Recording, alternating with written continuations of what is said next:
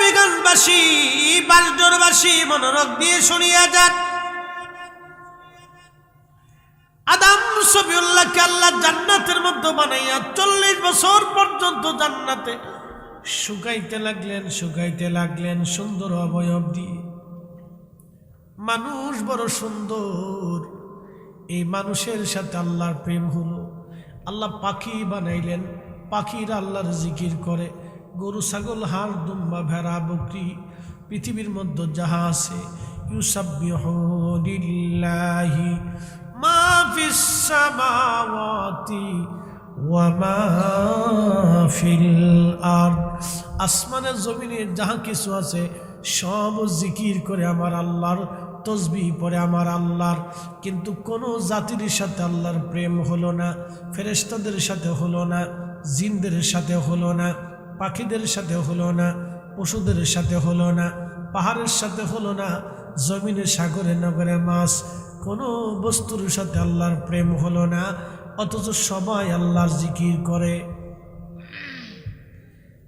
কিন্তু এই মানব জাতির সাথে আল্লাহর প্রেম হলো কারণ কি? আল্লাহ এই মানব জাতির ভিতরে আখিরি নবী পাঠাবে। আল্লাহ বানাইলেন কত জাতি, হইল না তার প্রেম প্রীতি, ঠিক কিনা? আল্লাহ আমাদের আগে জিন জাতি বানাইছিলেন, জিন। এই জিনেরা পৃথিবীতে কোটি কোটি বছর তারা বিচরণ করলো। জিন জাতির আদি পিতার নাম ছিল তারান্নুস। জিনদেরকে আল্লাহ বানাইলেন আগুন দিয়া। ওয়াখালাকাল জান্না মিন মারিজিম মিন নার।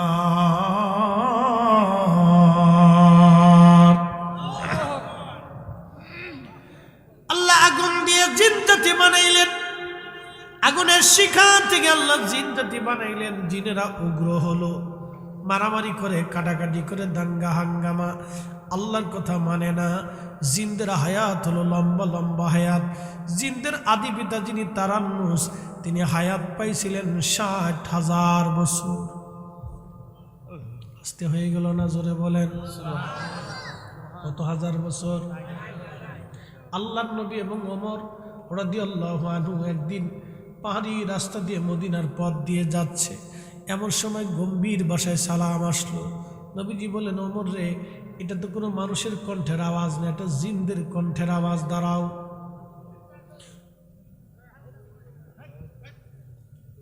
আরে কথা বলা যাবে না, লড়াচড়া করা যাবে না। কারো যদি ফেসাবে ধরে তাহলে 1 আঙ্গুল উঁচা করবে, আর যদি নিম্ন চাপ 2টা ধরে তাহলে 2 আঙ্গুল উঁচা করবে। তাহলে বুঝবো এক লগে নিম্ন চাপ 2টা হয়েছে। বুঝেন নাই মনে হয়? বাথরুম আর ফেসাবে এক লগে চাপ দিছে, এটা নিম্ন চাপ 2 নম্বর সিগন্যাল। আর একটাই যদি ধরে তাহলে 1 নম্বর সিগন্যাল। মনে রাখবেন, শুধু ফেসাবে ধরলে বাথরুমে ধরে না, আর বাথরুমে ধরলে ফেসাবে একসাথেই ধরে। বাথরুম করতে হলে তার পেশাব করতেই হবে, আর শুধু পেশাবে ধরলে তার বাথরুম না করলেও চলে। আল্লাহ সৃষ্টি দেখছেন, উপর দিয়ে ডুহাইবেন, নিচ দিয়ে সাপ্লাই দিয়ে দিতেছে। একসাথে বলবেন আল্লাহু আকবার, আল্লাহু খায়রুল মাকিরিন। আল্লাহ বিরাট বড় কৌশলওয়ালা। উপর দিয়ে ছাড়ছেন, নিচ দিয়ে ক্লিয়ার করে দিচ্ছে, খা যা, খাবি আর যাবি, চলে যাবি, যা ক্লিয়ার, আমার পরের দিন খাবি।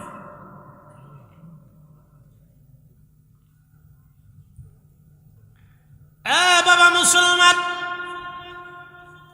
খুবই মনোযোগের সাথে কথাগুলি শুনে যাবেন। আজ বুঝাটা বড় জরুরি, বুঝাটা আমাদের দরকার। আমার আল্লাহ আল্লাহ আল্লাহ আল্লাহ। আদম সফিউল্লাহর কথা বলছিলাম। আল্লাহ আদম আলাইহিস সালামকে জান্নাতের মধ্যে বানাইলেন। জান্নাতে সুন্দর করে বানাইয়া আল্লাহ জান্নাতে রাখলেন। বেশি লম্বা কথায় যাব না, অনেক ওয়াজে গেলে পেঁচ লাগবে। জান্নাতের ভিতরে বানাইয়া আমার আল্লাহ রূহ নামক ইঞ্জিনটা আদমের ঢুকাই দিলেন। ঢুকাই দেওয়ার পরে রুহু থাকতে চায় না, বলে অন্ধকার।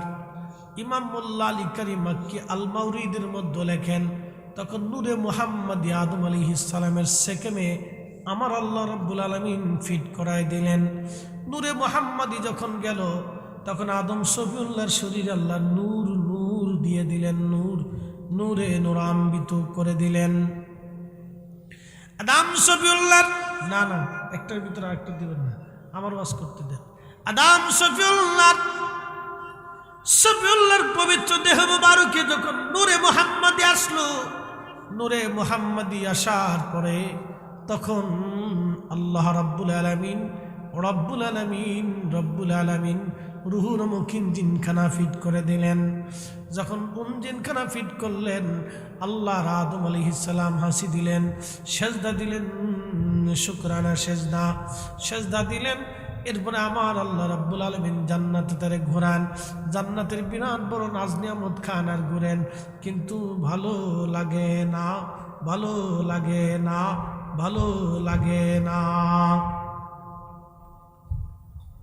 Main can not live alone, মানুষ একা একা বাস করতে পারে না। এই জন্য কেউ যদি বলে আমি জীবনে বিয়ে করব না, আমার বাচ্চা কাচ্চার দরকার নাই, একা একাই সারা জীবন কাটাই দিব, এই সিদ্ধান্ত নিছক একটা ভুল সিদ্ধান্ত। সে জীবনেও একা একা কাটাইতে পারবে না, এটা চলে না। আল্লাহ আদমকে জান্নাতের মধ্যে বানাইলেন, আদমের ভালো লাগে না, সঙ্গিনীর দরকার। আমার রব্বুল আলামিন আদম আলাইহিস সালামের বাম পাজরের একটা কিঞ্চিত বাঁকা হাড় দিয়া আল্লাহ আম্মা জান হাওয়া আলাইহিস সালামকে বানাইয়া জান্নাতের এক কোণায় বসায় রাখলেন। আদমের ঘুম ভেঙে যাওয়ার পরে দেখে সুন্দর তার মতোই অবয়ব চমৎকার এক নারী বসে আছে। ঘন্টা মুড়ি দিয়ে দেখতে গেলেন, ঘন্টা উঁচা করে দেখি আবার এটা আবার কেডা। আল্লাহ ডাক ডাকা, আদম দাঁড়াও। এই জন্য কথা ভালো করে শুনে যাবেন, পুরুষ মানুষের আল্লাহ বুরকা পড়তে কইল না, বেডিদেরকে আল্লাহ বুরকা পড়তে কইল কে? শুনে যান, বুঝে যান, এখানে একটা পেঁয়াজ আছে। আল্লাহ পুরুষকে বুরকা পড়তে বলল না, নারীকে কেন বুরকা পড়তে বলল? কারণ কি? আদম আলাইহিস সালাম সর্বপ্রথমে আম্মা জান হাওয়াকে দেখতে গেছে, হাওয়া কিন্তু আদমকে দেখতে আসে নাই। এই জন্য নারীরা যখন রাস্তা দিয়ে চলে, তখন পুরুষ মানুষে খালি ফুসি মারে আর পিছন দিয়ে শীষ মারে, এটার নাম হলো ইফটিজিং। এই জন্য পুরুষ মানুষ নারীদেরকে দেখলে আগে আকর্ষিত হয়। এই জন্য আমার রব্বুল আলামিন মাথা থেকে পা পর্যন্ত নারীদেরকে ঢেকে দিতে বললেন, তোমরা ঢেকে দাও, অন্য পুরুষ দেখলে আর আকর্ষিত হবে না। কিন্তু আমার দেশের নারীরা এখন প্যান্ট পরা ধরলো, গেঞ্জি গায়ে দেওয়া ধরলো, কয়দিন পরে জাঙ্গে দাও নিয়ে চলে যাবে।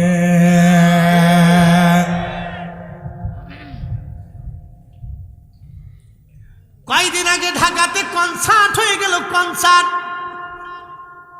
কয়দিন আগে ঢাকায় কনসার্ট হলো, হাজার হাজার নারীরা কনসার্ট দেখার জন্য গেছে। পাকিস্তানের কোন শিল্পী বলে ভালো গান গায়, আমি জীবনেও শুনি নেই একটা গান। বলে কোন শিল্পী বলে ভালো গান গায়, এই ভালো গান শোনার জন্য বেডিরা গেছে।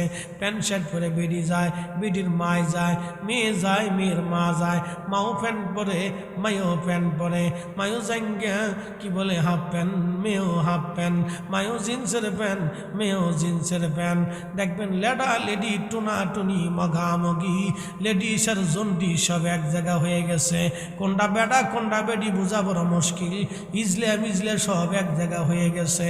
এ জাতি যতদিন এইভাবে চলতে থাকবে, তত এই জমিনে ল্যাংটা তৈরি হতে থাকবে, মানব জাতি অসভ্য হতে থাকবে।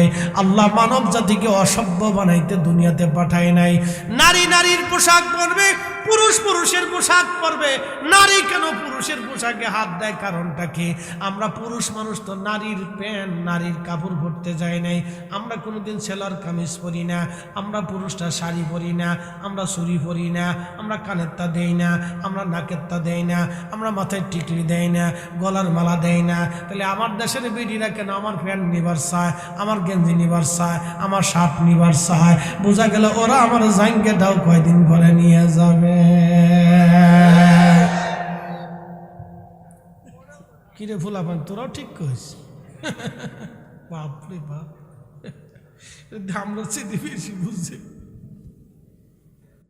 শরীফের আমলে এমন একটা চমৎকার আমল, পড়তে দেরি হবে, নবীজি রওজা মুবারকে যেতে দেরি হবে না। মিশকাতুল মাসাবির বাবুল কারামতের ভিতরে একখানা হাদিস আসছে। ও বন্ধু মনোযোগ দিবেন, আমার নবীজির রওজা মুবারকে প্রত্যেক দিন যখন সুবহে সাদিক হয়ে পূর্ব আকাশ থেকে সূর্যের উদয় হয়, তখন 70,000 ফেরেশতা নবীজির রওজা মুবারকে নাজিল হয়। 70,000 ফেরেশতা রওজা মুবারকের চারপাশে ঘিরে ধরে দাঁড়ায়া 70,000 ফেরেশতা আমার নবীজি রওজা মুবারকে নূরের পাখাগুলি বিস্তার করে তারা আমার রসুলের রওজা মুবারক ঢেকে দাঁড়ায় যায়। সূর্য উদয় থেকে সূর্যাস্ত পর্যন্ত একজন না দুইজন না, ওই 70,000 ফেরেশতা একসঙ্গে আমার নবীর দুরুদ ও সালাম তেলাওয়াত করতে থাকে। সন্ধ্যা যখন ঘনিয়ে যায়, সূর্য যখন ডুবে যায়, তখন ওই 70,000 আসমানে চলে যায়। আবার আসমান থেকে আরো 70,000 ফেরেশতা নাজিল হয়ে আবার রসুলের রওজা মুবারকের চারপাশে ঘিরে ধরে দাঁড়ায় যায়, নূরের পাখাগুলি বিস্তার করে দিয়ে দেয়। আল্লাহর হাবিবের রওজা মুবারক ঘিরে ধরে দাঁড়াইয়া দাঁড়াইয়া তারা আমার রসুলের শানে দুরূদ শরীফ পড়তে থাকে, পড়তে থাকে, পড়তে থাকে। যখন সকালবেলা সূর্য উদয় হয়, এই 70,000 ফেরেশতা চলে যায়। একবার যে ফেরেশতা রওজা মুবারকে আসে, কোনোদিন ওই ফেরেশতার দ্বিতীয়বার আসার আর সুযোগ হবে না। একবার যে ফেরেশতা ডিউটি করে যায়, দ্বিতীয়বার ওই ফেরেশতার আর কোনোদিন সুযোগ হবে না। প্রতিদিন এইভাবে 1,40,000 ফেরেশতা দিয়া আমার রসুলের রওজা মুবারকের পাশে সমস্বরে একযোগে দলবদ্ধভাবে আমার নবীর দুরূদ সালাম তেলাওয়াত চলতে থাকে। আর আমরা বাংলাদেশে মিলাদ শরীফের মজলিস কায়েম করে দলবদ্ধভাবে দুরূদ সালাম পেশ করলে আমাদের কিছু ভাইদের দৃষ্টিতে চোখে বেদাত বেদাত লাগে। আমরা মনে করি তোমার চশমায় সমস্যা।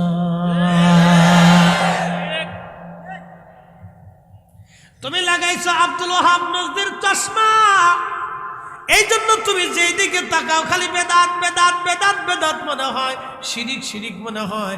তুমি ইশকে রাসূলের চশমা লাগাও নাই, তুমি মুজাদ্দিদ আল ফেসানির চশমা লাগাও নাই, তুমি শায়েখ আব্দুল হক মুহাদ্দিস দেহলভির চশমা লাগাও নাই, তুমি শাহ ওয়ালিউল্লাহ মুহাদ্দিস দেহলভির চশমা লাগাও নাই, হযরতে শাহ সুফি ফতেহ রসুলের নামের চশমা লাগাও নাই, তুমি হযরত সাহেব কিবলা ফুলতুলির চশমা লাগাও নাই, তুমি হযরত খাজা বাবা আজমিরের চশমা লাগাও নাই, তুমি শাহ মুজাদ্দিদ আল ফেসানি সিরহিন্দির চশমা লাগাও নাই, খাজা বাকিবিল্লাহর চশমা লাগাও নাই, তুমি আশকে রাসূল আশিকে রাসূলের চশমা লাগাও নাই।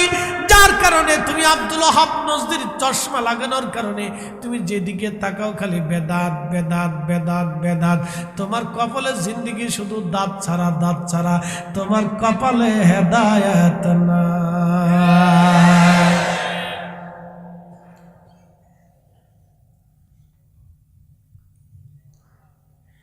নবীগঞ্জবাসী মনোযোগ দিয়ে শুনিয়া যাবেন, 1,40,000 ফেরেশতা প্রত্যেক দিন নবীজির রওজা মুবারকে একসঙ্গে দুরূদ পড়ে। আল্লাহ জানাইলেন, ইন্নাল্লাহা ওয়া মালাইকাতাহু ইউসাল্লুনা আলান নবী। আমার আল্লাহ পড়তে থাকে, ফেরেশতারাও পড়তে থাকে, আগামীতেও পড়তে থাকবে। সুবহানাল্লাহ বলা যাবে না? আগামীতেও পড়তে থাকবে। জোরে বলেন, আগামীতেও চলতে থাকবে। আমার নবীর দুরূদ 1 সেকেন্ডের জন্য বন্ধ জমিনে হয় না, ঠিক কিনা? কোরআনে আল্লাহ বললেন, ওয়ারাফা'না লাকা যিকরাক, নবী গো ওয়ারাফা'না লাকা যিকরাক, আমি আল্লাহ সমুন্নত করেছি, আমি আল্লাহ মহা ঊর্ধ্বে স্থাপন করেছি আপনার স্মরণকে, আপনার নামকে, আপনার ইজ্জতকে। আয়াত নাজিল হলো সূরা ইনশিরাহ। তাফসীর আবু হাতিম এবং তাফসীরে তাবারির ভিতরে আজ থেকে 1200 বছর আগের লেখা তাফসীরের মধ্যে এসেছে, জিবরাইল আমিন নবীজির সামনে এসে গেলেন, এসে নবীজিকে সালাম দিয়ে বলেন, ইয়া রাসূলুল্লাহ, আপনি কি জানেন এই আয়াত দিয়ে আল্লাহ কি বুঝাইতে চাইছে? নবীজি ভদ্রচিত জবাব দিয়ে বললেন, আল্লাহু আলাম, আল্লাহ পাকি ভালো জানে। আমার নবীজির দরবারে জিবরাইল ডাক দিয়ে বলেন, ইয়া রাসূলুল্লাহ, আল্লাহ আয়াত নাজিল করলেন, আল্লাহ নিজেও তাফসীর করে আমাকে আপনার কাছে পাঠিয়ে দিয়েছেন। আল্লাহ জানিয়ে দিয়েছেন, নবী হাবিবুল্লাহ, আল্লাহ আপনাকে জানাইছেন, ইদা যুকিরতু যুকিরতা মাই, আল্লাহর জিকির যেখানে নবীর জিকির হবে সেখানে, আল্লাহর শান যেখানে নবীর শান সেখানে, আল্লাহর আলোচনা যেখানে রসুলের আলোচনা সেখানে। এই জন্য আজানে আশহাদু আল্লাহ ইলাহা ইল্লাল্লাহর পরে আশহাদু আন্না মুহাম্মাদুর রাসূলুল্লাহ আমার আল্লাহ নিজে চালু করাইয়া দিছে। অতএব নারে তাকবীর আল্লাহু আকবারের পরে নারে রিসালাতের স্লোগান জমিনে চলবে। যারা ফালতু স্লোগান বলে বন্ধ করতে চায়, আমরা মনে করি ওদের 14 গোষ্ঠী ফালতু।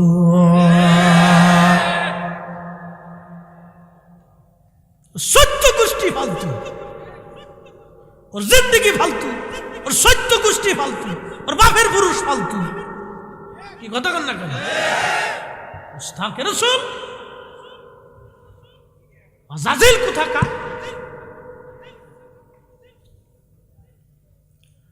এ মুসলমান, খুব মনোযোগ দিয়ে কথা শুনে যাবেন। আজ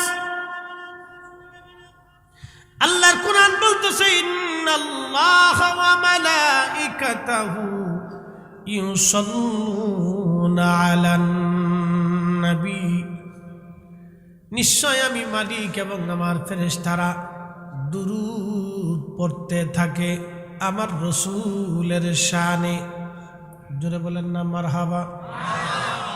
আচ্ছা বলেন, মানব জাতি এক সময় ধ্বংস হবে কি হবে না? পৃথিবীর ধ্বংস হবে কি হবে না? ফেরেশতারাও ধ্বংস হবে কি হবে না? যখন কিছুই থাকবে না তখন থাকবে কে? আল্লাহ কোরআনে বললেন, কুল্লু মান আলাইহা ফানিউ ওয়া ইয়াবকা ওয়াজহু রাব্বিকা যুল জালালি ওয়াল ইকরাম। কেউ মুসল্লিরা কোন দিকে নজর? নজর টুফলার দিকে গেছে গা। যাক, মুসল্লিরা সামনের কাতারে বসে রয়েছে, আমাদের কপাল ভালা যে এই টাইম পর্যন্ত বসে রয়েছে। মারহাবা কন। আচ্ছা বলেন, আল্লাহ ছাড়া আর কেউ থাকবে? কুল্লু মান আলাইহা ফান। কোরআনে আমার রব বলতেছেন, কোন সৃষ্টি কিছুই থাকবে না। ইয়াবকা ওয়াজহু রাব্বিকা যুল জালালি ওয়াল ইকরাম। আমার প্রভু আমার আল্লাহ ছাড়া আর কিছুই থাকবে না। এক সময় আমার আল্লাহ ছাড়া কিছুই ছিল না, আবার আর এক সময় আসবে আমার আল্লাহ ছাড়া কিছুই থাকবে না। কিন্তু আমার আল্লাহ কোরআন একটা আইন চালু করলেন, ইন্নাল্লাহা ওয়া মালাইকাতাহু, ফেরেশতারাও থাকবে না, ইউসাল্লুনা, কিন্তু দুরূদ চালু থাকবে, চলতেছে, আগামীতেও চলবে। যখন মানব জাতিও নাই, আসমান নাই, জমিন নাই, ভূখণ্ড নাই, কিছুই নাই, ফেরেশতারাও নাই, তখন শুধু আল্লাহ আল্লাহ আল্লাহ। ওয়াজহু রাব্বিকা যুল জালালি ওয়াল ইকরাম। আল্লাহ ছাড়া আর তো সেই দিন কেহই নাই।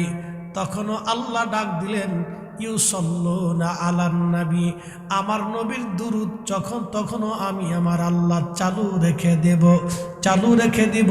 আমি আল্লাহ আমার নবীর শানে দুরূদ পাঠাইতেই থাকবো, বন্ধ হবে না।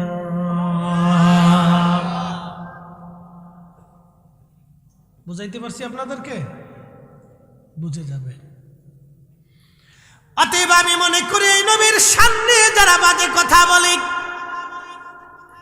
আমি মনে করি রসুলের সম্মান নিয়ে যারা কথা বলেন, রসুলের কোন বিষয়কে যারা ছোট করে দেখে, আমার দৃষ্টিতে তারা মুনাফিক।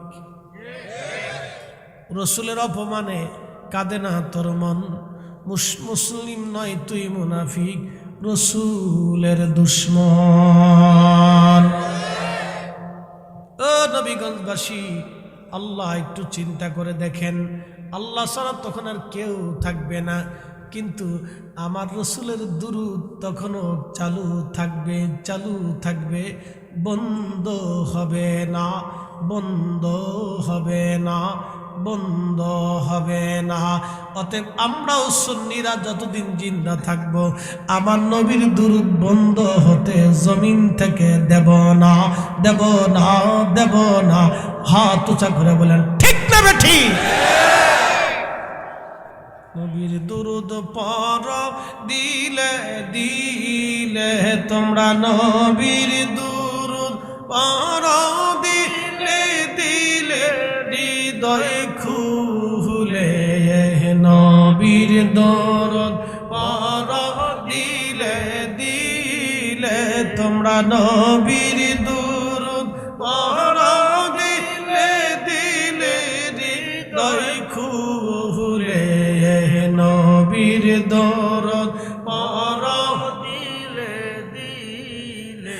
গর্বেতে রাসূল দিওয়ানা টের পাইল না, মায়া মেনা খবর দিল, জিবরাইল আমিনে হায় হায় খবর দিল, জিবরাইল আমিনে রাইখো মনে, নবীর দুরূদ পর দিলে দিলে তোমরা, নবীর দুরূদ পর দিলে দিলে, হৃদয় খুলে নবীর দুরূদ পর দিলে দিলে। আল্লাহুম্মা সাল্লি আলা, জবান খুলে, মাওলানা মুহাম্মদ ওয়া আলা আলি সাইয়্যিদিনা।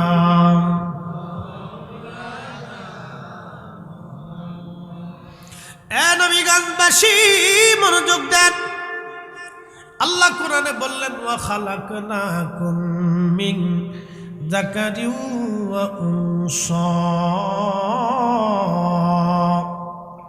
আমি একজন পুরুষ এবং একজন নারী দিয়ে পৃথিবীর মানব জাতিকে আমি আল্লাহ সাজাইছি। পুরুষের নাম আদম, নারীর আমাদের মা আম্মাজান হাওয়া। আদি পিতা আদম এবং আদি মা আম্মাজান হাওয়া দুইজনকে আল্লাহ জান্নাতের মধ্যে বানাইলেন। আদম আলাইহিস সালামকে আল্লাহ আগে নির্মাণ করলেন মাটি দিয়া, পানি দিয়া, বাতাস দিয়া, আগুন দিয়া। শুধু মানুষ মাটি তৈরি না, মাটি দিয়ে আল্লাহ সূচনা করছেন। ওয়া বাদাআ খালকাল ইনসানি মিন তিন, কোরআনে আল্লাহ বললেন আমি মানুষের সৃষ্টির সূচনা করেছি মাটি থেকে। শুধু মাটির তৈরি মানুষ না, মাটির ভিতরে পানি আছে, আগুন আছে, বাতাস আছে। আপনার শরীরের দিকে তাকান, যদি পানি না থাকে, পানি যদি 0 পয়েন্টে আসে আপনি মারা যাবেন, পানি শূন্যতায় মরে যাবেন। যদি তাপমাত্রা শূন্যতায় চলে আসে আপনি হিট স্ট্রোক অথবা তাপ শূন্যতায় মারা যাবেন। যদি আপনার দেহের মধ্যে অক্সিজেন আসা যাওয়া, বাতাস বন্ধ হয়ে যায়, তাহলে আপনি মারা যাবেন। ঠিক কিনা? 4 রঙের মশলা দিয়া যে কইরাছে তোর গঠন, 4 রঙের মশলা দিয়া। আমার পীর মুর্শিদ বলতেন 4 রঙের মশলা দিয়া যে কইরাছে তোর গঠন, চার রঙের মশলা দিয়া, আগুন পানি মাটি বাতাস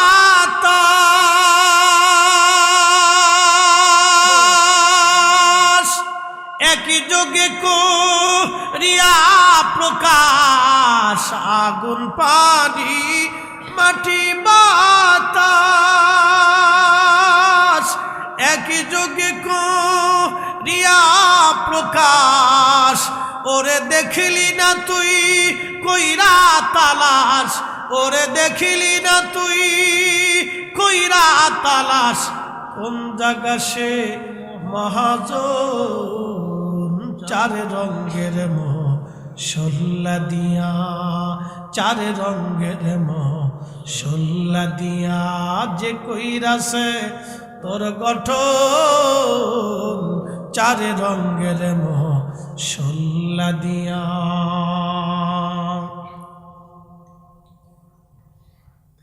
হাজিরিন শুনে যান, সিলেটবাসী রব্বুল আলামিন চারটে পদার্থ দিয়ে আদম সফিউল্লাহর দেহটাকে আল্লাহ বানাইলেন। জান্নাতের ভিতরে সর্বপ্রথম মাটি দিয়ে খামির করলেন, তাসনিম নদীর পানি দিয়ে খামির করায় আমার রব জান্নাতের ভিতরে তার স্ট্রাকচার বানাইলেন। আল্লাহ নিজের হাতে সুন্দর করে আল্লাহ অবয়ব দিলেন। লাকাদ খালাকনাল ইনসানা ফি আহসানি তাকওয়িম।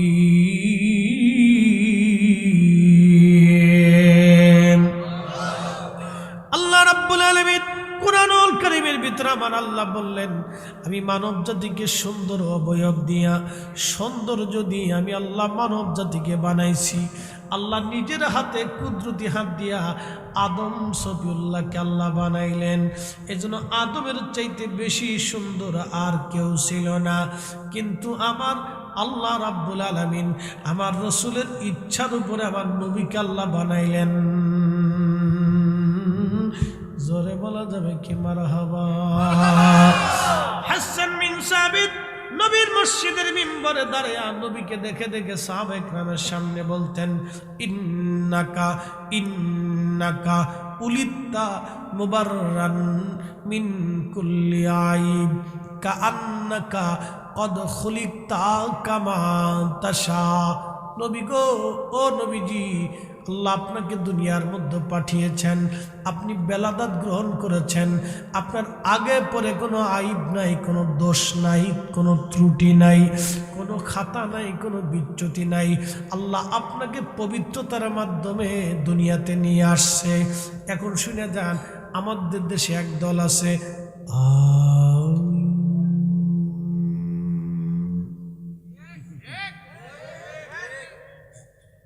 এদের আকীদা হলো মুহাম্মদ সাল্লাল্লাহু আলাইহি সাল্লামের বাবা এবং মা দুইজন কাফের ছিলেন এবং তারা মুশরিক ছিলেন, তারা জাহান্নামী।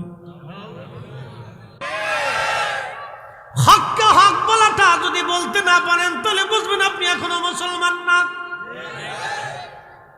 বলে হুজুর কারণ কি বুঝে দেন। সাহাবী বলতেছে, ইন্নাকা উলিতা মুবাররান মিন কুল্লি আইব।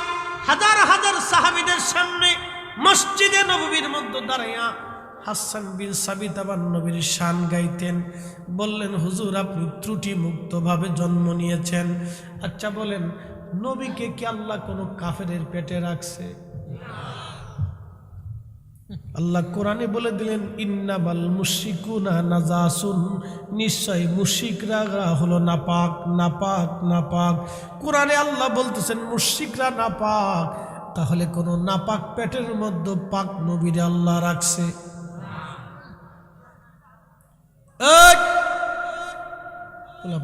পরে আহিস যা।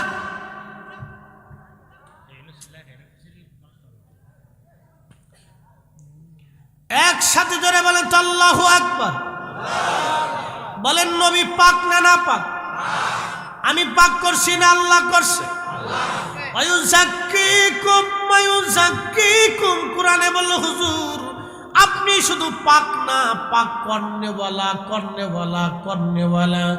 ওয়ায়ুযাক্কিকুম ওয়ায়ুআল্লিমুকুমুল কিতাবা আল হিকমাতা, নবী গো আপনি শুধু জ্ঞানী না, আপনি জ্ঞান দেনেওয়ালা দেনেওয়ালা দেনেওয়ালা।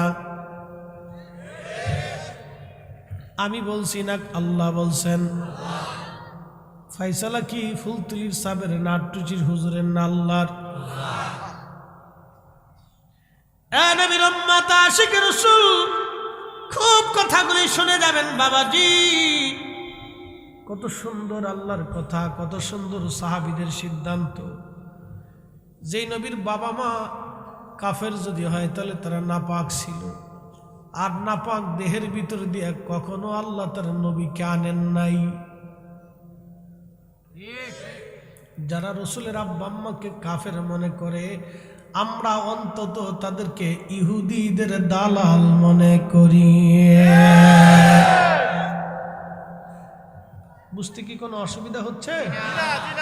আমি বাকি ঝুঁকি কিছু রাখতেছি না।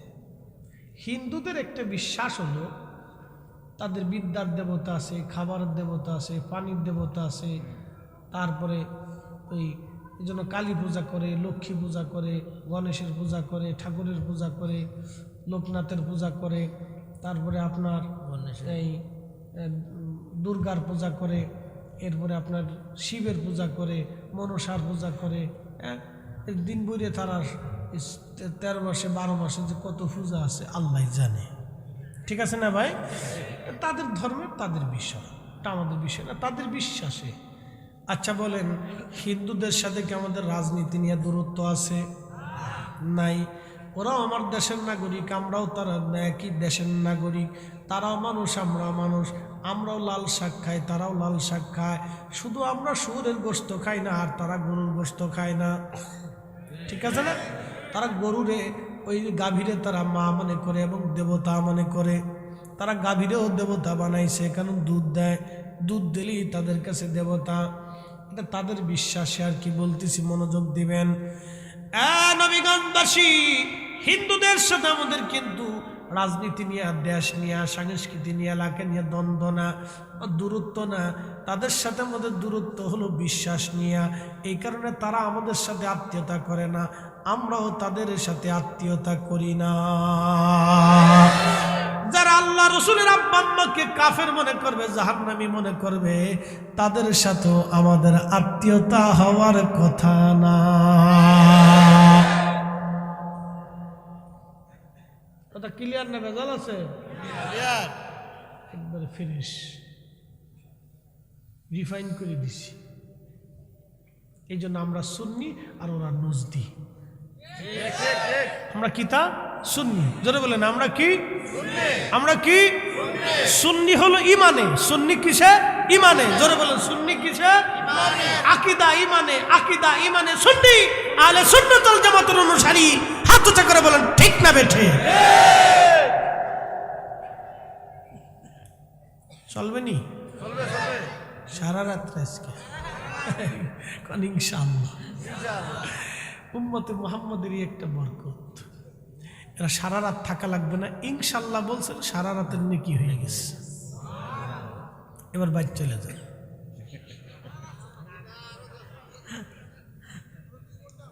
নেকি হয়ে গেছে, আর বেশি তাই লাভ কি? গত বছরে কাজা কাফারা আদায় করবো না।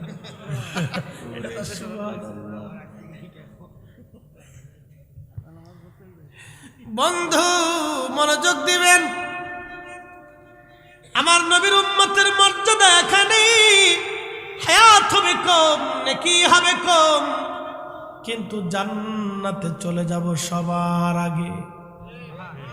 শুধু জান্নাতে সবার আগে যাব না, ভালো জান্নাত যেটা আল্লাহ সেটা দিবে। আমরা থালিও ধরবো ভালোটা, খাবার খাবো মজারটা, ঘুমাবো দারুণ বিছানা। আমরা হায়াত হইল কম, নেকি করলাম কম, কিন্তু বেনিফিট পাবো আমরা বেশি। আমাদের গুণে না, নবীর গুণে। সিন্নি খাইছ মোল্লা চিনো নাই, ওরে ওয়াহাবি নজদি সিন্নি খাইছ মোল্লা চিনো নাই, ও মোল্লা চিনো নাই। শরফুল মাকিনা অশরফুল মাকান, শরফুল মাকানে অশরফুল মাকিন। কিছু জায়গার কারণে মানুষের দাম বাড়ে, কিছু মানুষের কারণে জায়গার দাম বাড়ে, আমাদের কারণে নবীর দাম বাড়ে নাই। নবীর কারণে আমাদের দাম বাড়ল, মদিনার কারণে নবীর দাম বাড়ে নাই। নবী থাকার কারণে মদিনার দাম বাড়ল। নবীজির রওজা শরীফ থেকে মিম্বার শরীফ পর্যন্ত জায়গাকে কি বলে? রিয়াজুল জান্নাহ। আচ্ছা বলেন, এত জায়গা থাকতে ওই জায়গা রিয়াজুল জান্নাহ হলো কে? আল্লাহ। প্রশ্ন আসে না? এত জায়গা থাকতে ওই জায়গা রিয়াজুল জান্নাহ হলো কে? মক্কাতে রিয়াজুল জান্নাহ হলো না, বাইতুল আকসাতে হলো না, বাংলাদেশে বাইতুল মুকাররমে হলো না, কিন্তু ওই জায়গা কেন রিয়াজুল জান্নাহ হলো? কারণ কি? যেখানে নবীজি রওজা শরীফ, ওইখানে ছিল আম্মা জান আয়েশা রাদিয়াল্লাহু আনহার হুজরা, এবং বাকি আম্মা জানদেরকে নিয়ে ওই ঘরে ওই এরিয়ার ভিতরে নবী থাকতেন। মনোযোগ দিয়ে কথাগুলি শুনবেন। বাম পাশে একটা দরজা বাবে জিব্রাইল, তার পাশে আর একটা দরজা বাবুন নেসা। মহিলারা ওই দরজা দিয়ে এসে পর্দার আড়াল থেকে নবীজির কাছ থেকে মাসলা জানতেন, আম্মা জানদার কাছ থেকে মাসলা মাসাইল, কোরআনের আয়াত হাদিসের বিধান জেনে নিয়ে যাইতেন। ও মুসলমান শুনে যান, যখন বেলাল আজান দিত, এখন আপনারা দেখবেন মদিনাতে মসজিদে নববীর ওই রিয়াজুল জান্নাহ থেকে পিছনের দিকে ডান দিকে একটা ছোট্ট ছাদের মতো দেখা যায়। ওই ছাদের মতো টাইলস দিয়ে বানায় রাখা হয়েছে। পুরা বিল্ডিংয়ের নিচে আরো ছোট্ট একটা ছাদ, ছোট্ট একটা ছাদ, ছোট্ট একটা ছাদ। ওইখানে দাঁড়াইয়া মদিনার মসজিদের মুয়াজ্জিনরা আজান দেয়। ওই আজানটা শুধু ওইখানে দিত না, ওই জায়গা ছিল বনু নাজ্জার গোত্রের এক মহিলা সাহাবীর ছাদ। ওই ছাদের উপরে দাঁড়াইয়া বেলাল আজান দিত, বেলাল আজান দিত। সেই আজান ওইখানে এখনো চলতেছে। মসজিদে নববী যতদিন থাকবে ততদিন ওই আজান ওইখানেই নবীর মুয়াজ্জিনরা দিতে থাকবে। নবীর মসজিদের যত মুয়াজ্জিন আছে ওইখানে দাঁড়ায় দাঁড়ায় আজান দিবে, কিয়ামত পর্যন্ত ওইখানে দাঁড়ায় আজান চলবে। একবার জোরে বলবেন কি মারহাবা।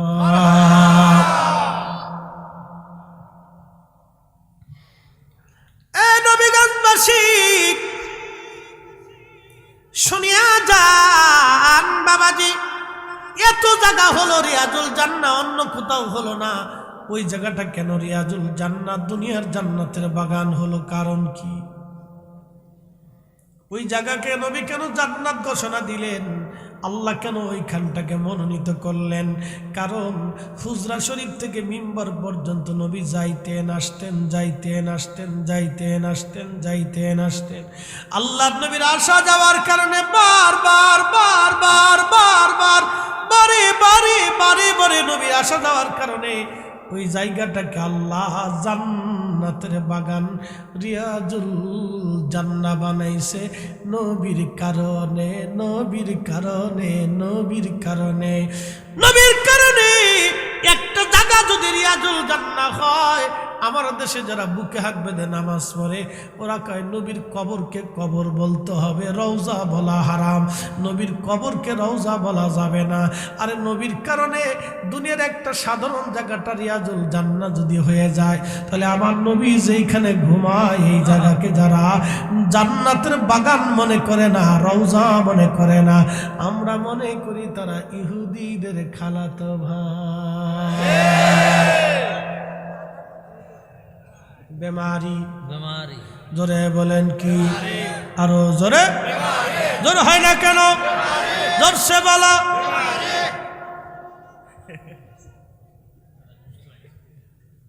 আবার ব্যাপারই করেন না কিন্তু।